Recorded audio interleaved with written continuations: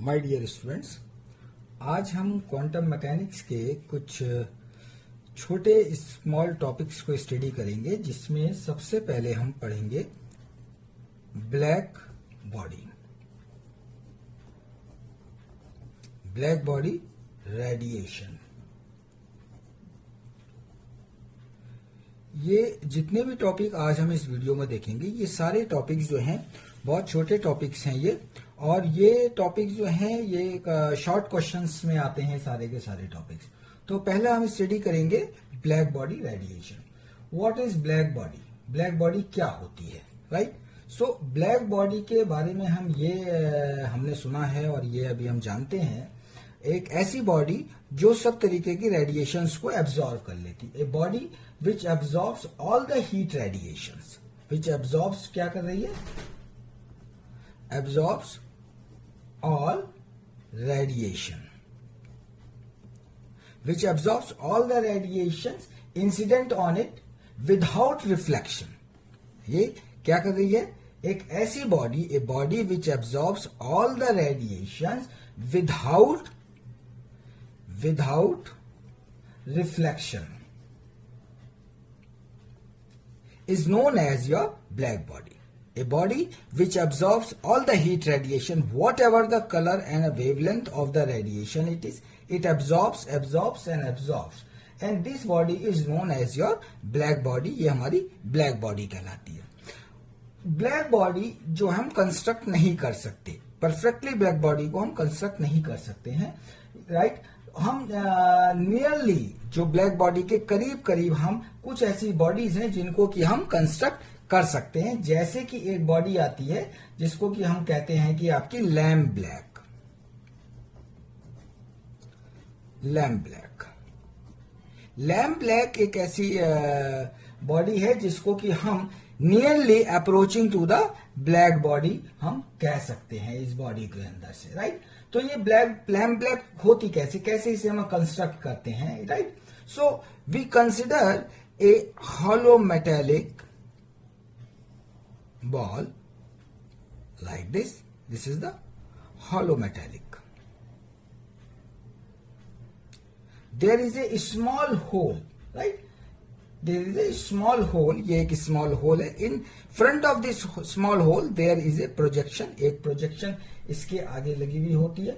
The radiation entering in this small hole, right, towards this your जो projection थी इस पे आती है हमारी, right?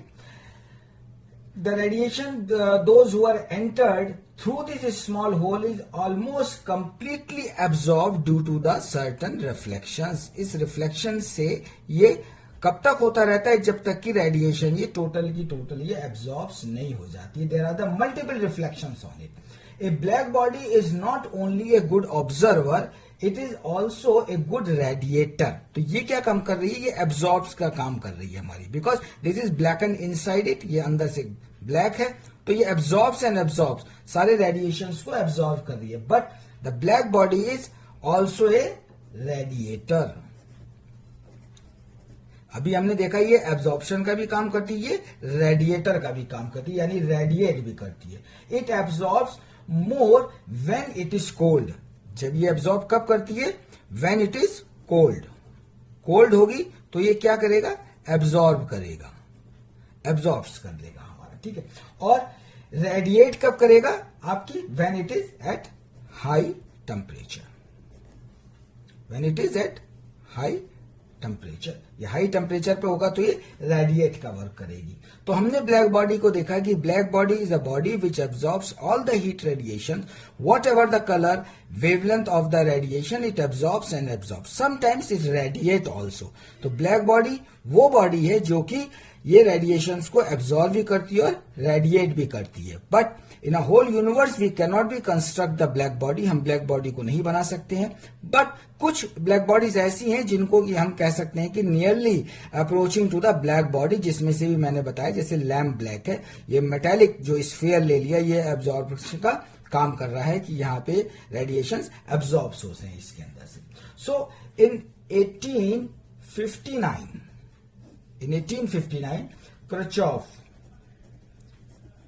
Kirchhoff ने इसके लिए दो लॉज दिए। कौन कौन से दो लॉज दिए? पहला लॉ दिया, a black body is not only the absorbs all the radiation incident on it but it also a perfect radiator at a high temperature. At a high temperature ये क्या कर रहा है? ये एब्जॉर्ब भी कर रहा है, हमारा एब्जॉर्ब भी कर रहा है, और क्या कर रहा है? And also a radiator, radiator का भी काम कर रहा है ये हमारा। The radiation emitted by the black body depends only on the temperature and not on the nature of the body. ये नेचर ऑफ द बॉडी पे डिपेंड नहीं करता है, but it depends upon only the temperature, temperature पे depend करता है। तो these are the two laws was given by the Kirchhoff. Kirchhoff ने दो लॉ दिए ब्लैक बॉडी के लिए। इन नाउ इन 1984, इन 1984 में Stephen's and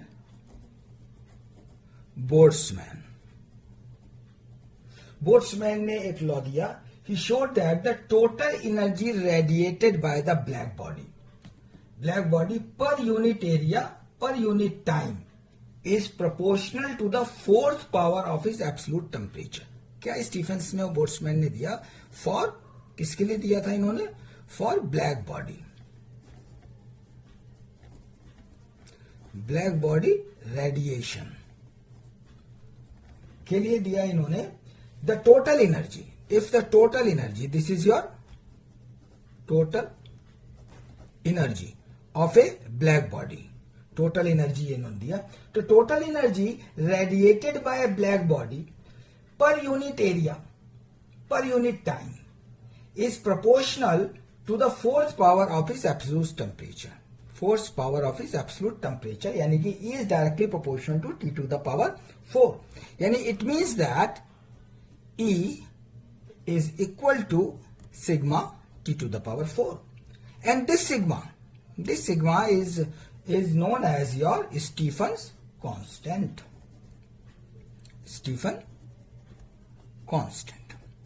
Right? So the Kirchhoff law and the Stephen-Boltzmann's law do not make any reference to the energy distribution among the various wavelength।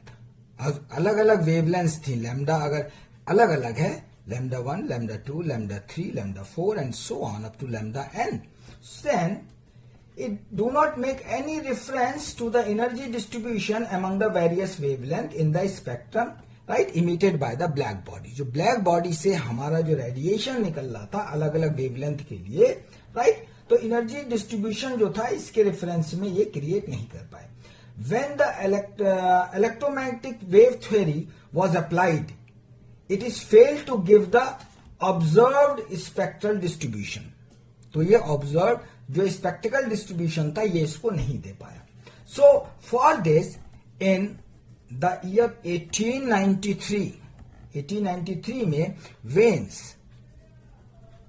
is the scientist, he obtained the following two relations that is known as your Vanes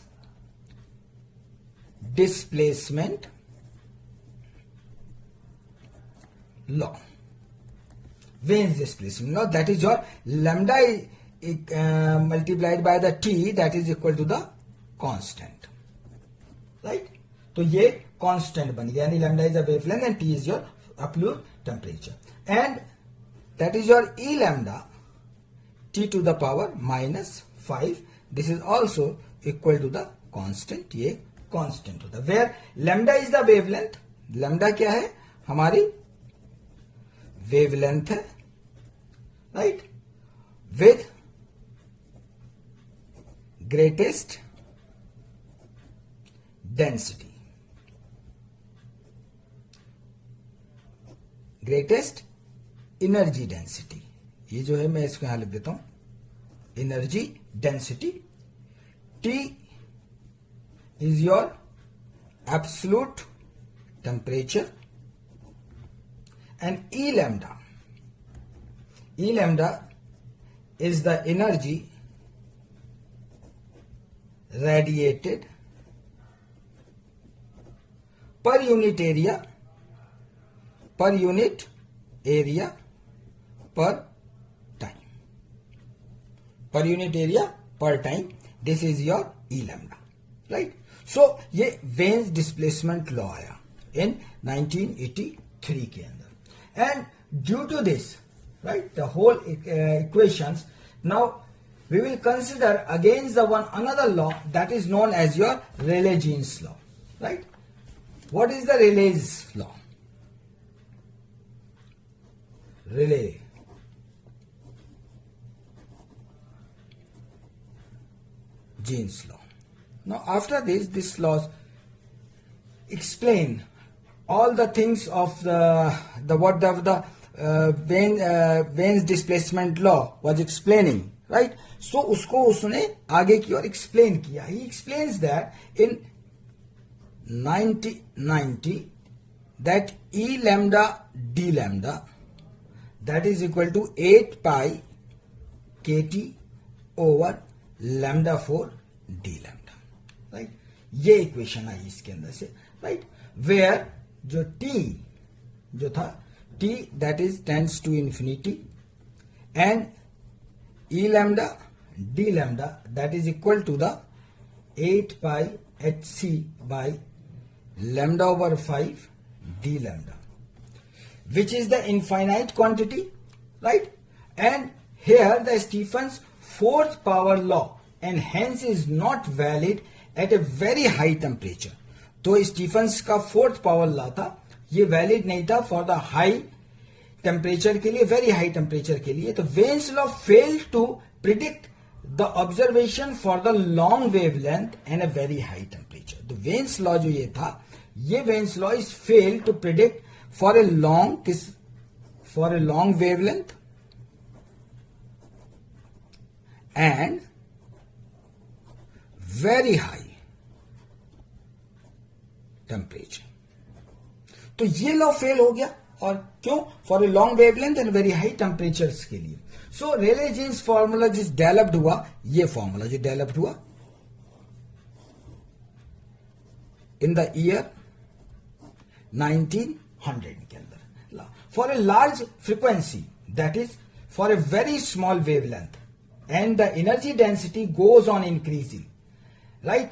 This observation find that the energy density goes on decreasing for a very small wavelength at a constant temperature, and this is also known as the, right?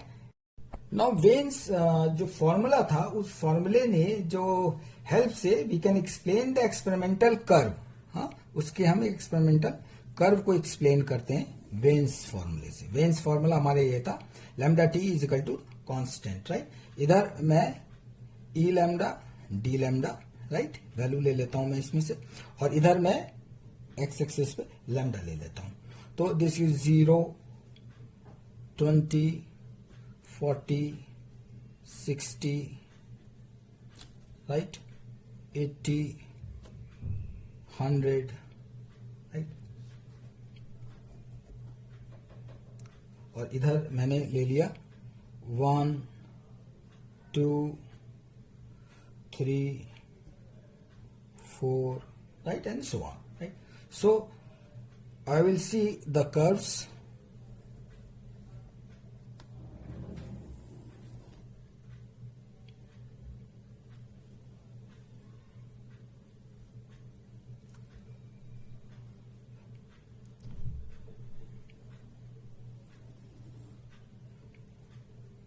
Like this. Again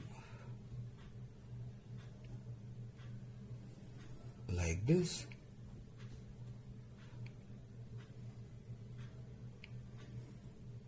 like this. So ये जो curves थे, ये curves थे किस पे? ये 1646 के पे था, right? Second curve, this curve is about your 449 के, right? This curve is about 1259 K, and this one is your 1095 K. So the Vane's formula, this explained the experimental curve, right, at a small wavelength but failed for your longer wavelength, जो longer wavelength थी उसके लिए failed हो गया। तो Rayleigh Jeans formula is in good agreement and is observation for a long wavelength but fail for your small wavelength. So जो रेले jeans था ये लॉन्ग वेवलेंथ के लिए इंप्लीमेंट हुआ, पर स्मॉल वेवलेंथ के लिए ये भी फॉर्मूला इंप्लीमेंटेड नहीं हो पाया, ये वाला formula, right. Then after that the Planck's has given us a new assumptions in the field of your quantum mechanics, right? And this failure of classical waves through that and the Maxwell Planck's ने जब ये सब fail हो गया तो इसके लिए उसने एक नया फॉर्मूला जो था उसके लिए उसने design. Now the Planck's describe his own way, he takes a graph, right, ये E lambda by d lambda और इधर उसने वेवलेंथ ले लिया। He explain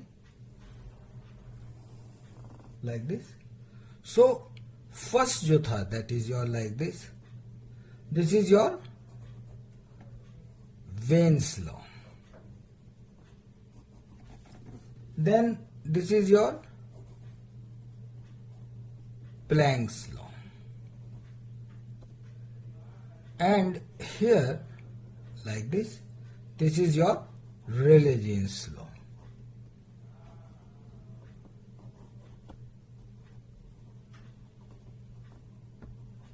Right? So the failure of the classical wave through the Max Planck to be conclusion that the correct formula describing the observation correctly at all the wavelength can be obtained by considering the light emission to be a quantum phenomena instead of a wave phenomena. Then the Planck's radiation giving the following many assumptions that a black body consists a large number of the oscillating particles, each oscillating particles with its characteristics frequency. जो उसमें radiations हो रहे हैं इसके अंदर से black body के अंदर, there is a oscillating particles हैं इसके अंदर से, oscillating particles, right. The oscillator emits the radiation which has a same frequency, right. दूसरा क्या उसने कहा, that is your same frequency, same frequency as the frequency of the oscillation of your oscillator. Third, he said the radiation is emitted in a packets, in packet form में, that is known as your quanta, right? और जिन्हें हमने word दिया photons instead of a continuous wave. All the photons associated with the light of the frequency nu, frequency that is nu, and have a same energy, and that energy is known as your E is equal to h nu, where h is your Planck's constant. Planck's constant है हमारा h, और जिसकी value होती है 6.626 10 raised to the power -34 joules second, right? So this is your Planck constant, value of the Planck constant. The oscillators either absorb or emit the radiation of the energy which is the multiple of the h nu, और ये किस multiple में होता है, that is your h nu, यानी कि n h nu, where n is your 1 2 3 up to so on, right? So ये एक जनरल आइडिया था आपको बताने का मेरे का कि प्लैंक्स रेडिएशन लॉ क्या होता है, इसमें अंदर रेले जीन्स लॉ क्या होता है, वेन्स डिस्प्लेसमेंट लॉ क्या होता है, स्टीफन्स लॉ क्या होता है, और ब्लैक बॉडी क्या होता है। तो ये एक शॉर्ट क्वेश्चन यहां पे बन जाता है मेरा इसके अंदर से, और ये शॉर्ट क्वेश्चंस के अंदर हमारे सारे लॉज को पूछा जाता है इन क्वेश्चंस के अंदर कि what is black body, what is Rayleigh Jeans law, what is Wien's displacement law, what is the Stefan's constant. Okay, thank you.